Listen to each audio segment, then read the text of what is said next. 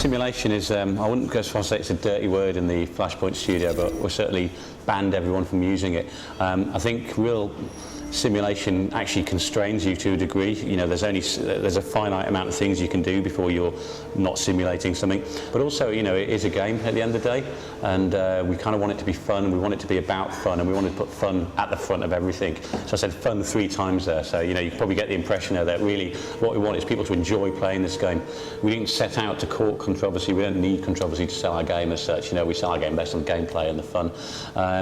Flashpoint's DNA is about superpowers, and it's kind of always been about fictional flashpoints that are kind of fictional in the sense that they're created, but they're always grounded in a realism, really. So, you know, within months of actually starting to put pen to paper on the background story, Tajikistan started to actually become a hotspot of insurgent activity, and we were like, you know, we better finish this game quick before it actually sort of becomes controversial, really.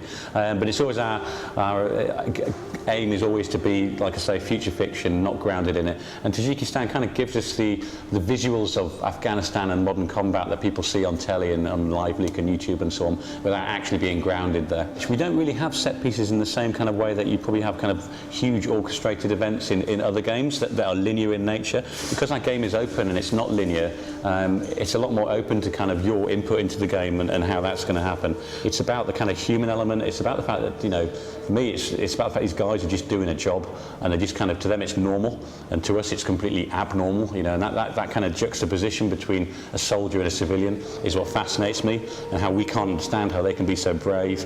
But with the soldiers, you know, their biggest fear is making a mistake and actually losing a friend because of their, you know, their mistakes and so on. So the banter, the camaraderie, the brotherhood, these were all kind of things that we wanted to bring to Flashpoint, all to create characterization and to create narrative, really.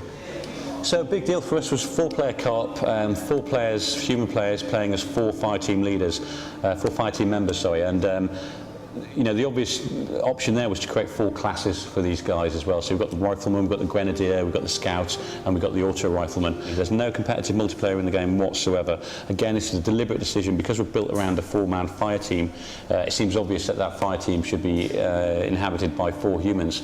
And also, I kind of got sick of being shouted down by a 12-year-old German kid on the other side of the headset, you know, telling me what he's going to do to my mother and stuff like this, you know. What I like to play is I like to play with my friends at a regular time, and I like to work together as a team. One of the biggest influences on the game is probably the kind of Left 4 Dead type of gameplay that we all love playing in the studio, really.